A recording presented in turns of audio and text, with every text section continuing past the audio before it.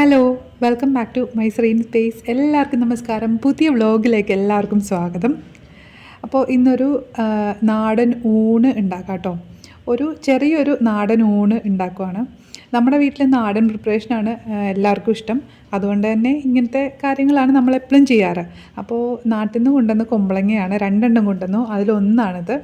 ഏകദേശം 1 മാസം വരെ നമ്മൾ ഇപ്പോൾ വെച്ചിട്ടുണ്ട് കേട്ടോ ഒരെണ്ണം. കേടാവാതെ ഇരുന്നോളും, അത് അനക്കാതെ അങ്ങനെ വെച്ചിരുന്നാൽ മതി എന്നാണ് അവിടുത്തെ അച്ഛൻ പറഞ്ഞത്. അപ്പോൾ നമ്മുടെ വീട്ടിലുണ്ടായ കുമ്പളങ്ങയായിരുന്നു. അപ്പോൾ ഇത് നേരത്തെ ആദ്യം എടുത്ത കുമ്പളങ്ങയാണ് ഈ കാണിക്കണേ. അപ്പോൾ ഞാനിത് മോര് കറി ഉണ്ടാക്കാൻ വേണ്ടിയിട്ട് കട്ട് ചെയ്തെടുക്കുകയാണ്. മോര് കറി നമ്മൾ സാധാരണയായിട്ട് മിക്ക വീടുകളിലും മലയാളികളുടെ വീടുകളിലും മോര് കറി വളരെ എല്ലാ ദിവസവും ഉണ്ടാക്കുന്ന ഒരു കറിയായിരിക്കും മിക്കവാറും മോര് കറി. എല്ലാവർക്കും മോര് കറി ഭയങ്കര ഇഷ്ടമായിരിക്കും. ഒരു ഷൈച്ചേട്ടൻ്റെ വീട്ടിൽ പ്രത്യേകിച്ച് ഒട്ടുമിക്ക ദിവസങ്ങളിലും മോര് കറി ഉണ്ടാവും കേട്ടോ. മോര് കറി ആഴ്ചയിൽ 2-3 ദിവസമെങ്കിലും വെക്കും അവിടെ. അപ്പം ഷൈച്ചേട്ടനാണെങ്കിൽ മോര് കറി ഭയങ്കര ഇഷ്ടമാണ്. അങ്ങനെ ഞാനും അത് കാരണം മോര് കറി വെച്ച് ഇപ്പം നല്ല എക്സ്പേർട്ടായി എന്ന് വേണമെങ്കിൽ പറയാം കേട്ടോ. അപ്പോൾ ഇത് കുമ്പളങ്ങ മോര് കറിയാണ്. ഞാൻ വെക്കുന്ന രീതിയാണ് കേട്ടോ കാണിക്കണേ. മോര് കറി ഏകദേശം ഒരേ ഇതാണെങ്കിൽ തന്നെ എല്ലാവരും വെക്കുന്നതിൽ ഇത്തിരിയൊക്കെ വ്യത്യാസം ഉണ്ടാവും. നിറത്തിലും അതിൻ്റെ രുചിയിലൊക്കെ ചെറിയ വ്യത്യാസം ഉണ്ടാവും. അപ്പോൾ രാവിലെ ഞങ്ങൾക്ക് ഇഡ്ഡലിയും ചട്നിയുമായിരുന്നു. തക്കാളി ചട്നി ഇഡ്ഡലിയായിരുന്നു കേട്ടോ. അപ്പോൾ അതൊന്നും ഞാൻ എടുത്തില്ല, ഉച്ചയ്ക്കുള്ള കാര്യങ്ങളാണ്. അപ്പോൾ എനിക്ക് ഷൈച്ചേട്ടൻ തേങ്ങ ചിരകി തന്നേ.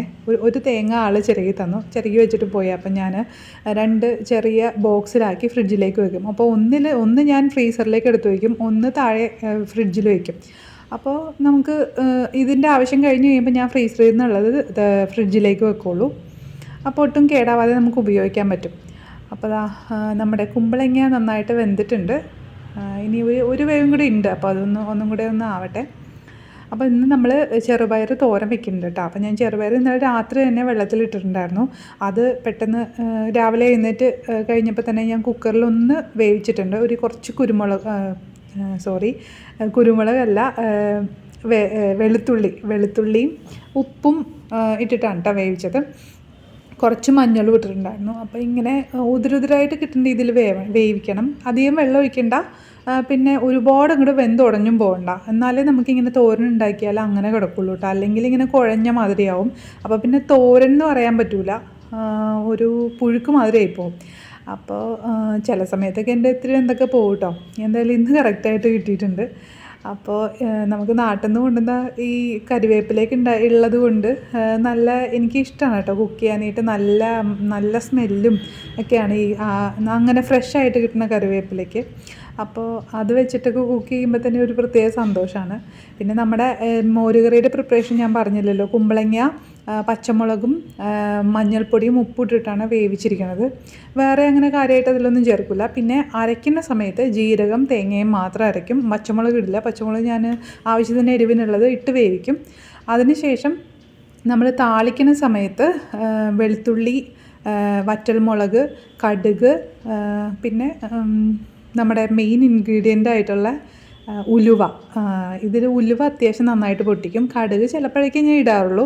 ഉലുവ ഉറപ്പായിട്ട് ഇടും. ഉലുവ പൊട്ടിക്കഴിയുമ്പോൾ വെളുത്തുള്ളി ഒന്ന് മൊരിഞ്ഞ് വരണം കേട്ടോ. അപ്പോഴാണ് വെളുത്തുള്ളിയുടെ ടേസ്റ്റ് വരുള്ളൂ. എനിക്ക് തേങ്ങ അരയ്ക്കുമ്പോൾ വെളുത്തുള്ളി ഇടുന്നത് എനിക്ക് അത്രയ്ക്ക് അങ്ങോട്ട് ഇഷ്ടമല്ല. നമുക്ക് ആ കറിയിൽ മൊത്തം വെളുത്തുള്ളി ഒരു പച്ചക്കുത്തുള്ള പോലെ എനിക്ക് തോന്നും. പിന്നെ തേങ്ങ ഒരുപാട് തിളക്കണില്ലല്ലോ. അപ്പം അങ്ങനെ എനിക്ക് തോന്നാറുണ്ട്. അപ്പോൾ ഇങ്ങനെയാണ് ഷൈച്ചേട്ടന് ചെയ്യാറുള്ളത് വീട്ടിൽ. അപ്പം ഞാൻ ആ ഒരു രീതി എനിക്ക് ഭയങ്കര ഇഷ്ടപ്പെട്ടു. ആ വെളുത്തുള്ളിയുടെ ആ ഫ്ലേവർ എണ്ണയിലേക്ക് ഇറങ്ങിയിട്ട് അത് കറിയിൽ മൊത്തം ഉണ്ടാകും, ഒരു നല്ല ഫ്ലേവർ ആയിരിക്കുള്ളൂ.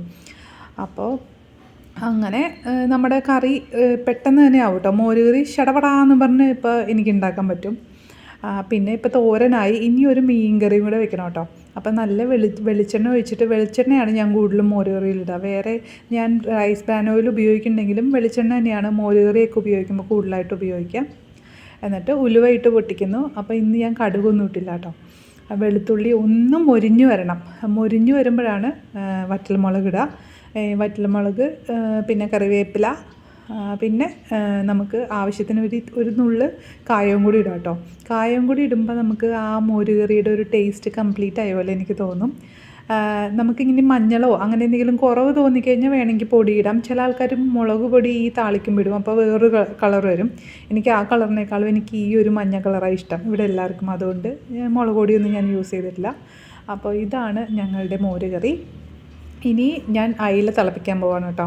ഇത് എറണാകുളം സ്റ്റൈൽ അയില തിളപ്പിക്കലാണ്. തിളപ്പിക്കുക എന്ന് പറഞ്ഞു കഴിഞ്ഞാൽ വിനാഗിരി ഇട്ട് വെക്കുന്നതിനെയാണ് തിളപ്പിക്കുക എന്ന് അവിടെ പറയണേ. പുളിക്ക് വേണ്ടി വിനാഗിരിയാണ് ഒഴിക്കണേ. നമ്മൾ വെളുത്തുള്ളി, ഇഞ്ചി, പിന്നെ ചെറിയുള്ളി എല്ലാം കൂടെ ചതച്ച് ചേർക്കും. എന്നിട്ട് നമ്മൾ വെളിച്ചെണ്ണയിൽ മൂപ്പിച്ചിട്ട് അതിലേക്ക് വെള്ളമൊഴിച്ച് നന്നായിട്ട് തിള വരുമ്പോൾ മീനും ഇട്ട് ആവശ്യത്തിന് നമ്മൾ വിനാഗിരിയും ചേർക്കും. അപ്പോൾ അതാണ് അതിൻ്റെ പ്രിപ്പറേഷൻ. മുളക് പൊടിയും മഞ്ഞൾപ്പൊടിയുമാണ് ഇതിന് ഉപയോഗിക്കുക. ഒരു വളരെ കുറച്ച് മല്ലിപ്പൊടിയും കൂടെ ചേർക്കാറുണ്ട് കേട്ടോ ഞാൻ. അപ്പോഴാണ് കറിക്കൊരു കൊഴുപ്പ് കിട്ടുക. അല്ലെങ്കിൽ ഈ കറി ഇങ്ങനെ ഒട്ടും കൊഴുപ്പില്ലാത്ത പോലെ ഇരിക്കും. അതുകൊണ്ട് മാത്രം വളരെ കുറച്ച് മല്ലിപ്പൊടി ചേർക്കും കേട്ടോ. പിന്നെ കാശ്മീരി ചില്ലി ഇടുമ്പോൾ നമുക്ക് അത്യാവശ്യം കൊഴുപ്പൊക്കെ വരും, ഒരുപാട് എരിവും വരില്ല കേട്ടോ. അപ്പോൾ കാശ്മീരി ചില്ലി ഞാൻ എന്തായാലും മുളക് പൊടി ഇടുമ്പോൾ കാശ്മീരി ചില്ലിയാണ് കൂടുതൽ യൂസ് ചെയ്യുക. അപ്പോൾ ഇവിടെ എല്ലാവർക്കും എരിവ് ഭയങ്കര പ്രശ്നമാണ്. എരിവ് കൂടിപ്പോയി കഴിഞ്ഞാൽ ആർക്കും പിടിക്കില്ല. അപ്പോൾ അതുകൊണ്ട് ഞാൻ എരിവ് വളരെ ബാലൻസ് ചെയ്തിട്ടാണ് കറി ഉണ്ടാക്കുക. കാണുമ്പോൾ നല്ല നിറം ഉണ്ടാവും, പക്ഷേ കറിക്ക് അത്രയ്ക്ക് അങ്ങോട്ട് എരിവ് ഉണ്ടാവില്ല. അപ്പോൾ ഇന്ന് ഇതാണ് മീൻകറി, ചോറ്, കുത്തരിച്ചോറ്, അയില തിളപ്പിച്ചത്, മോര് കറി, പിന്നെ തോരൻ. അപ്പോൾ ഇന്നത്തെ ലഞ്ച് നമ്മുടെ റെഡി ആയിട്ടുണ്ട് കേട്ടോ. അപ്പോൾ ഇത്രയേ ഉള്ളൂ നമ്മുടെ വീഡിയോ ഇഷ്ടപ്പെടുവാണെങ്കിൽ സപ്പോർട്ട് ചെയ്യുക. അപ്പോൾ ഇന്നത്തെ വീഡിയോയിൽ എന്നെ കാണുന്നില്ല കേട്ടോ. എന്തായാലും അടുത്ത വീഡിയോയിൽ വരാം. Thank you so much. Bye. അപ്പോൾ വീഡിയോ ഇഷ്ടപ്പെടുവാണെങ്കിൽ സപ്പോർട്ട് ചെയ്യുക, സബ്സ്ക്രൈബ് ചെയ്യുക, ലൈക്ക് ചെയ്യുക മറക്കണ്ട കേട്ടോ. Okay, by.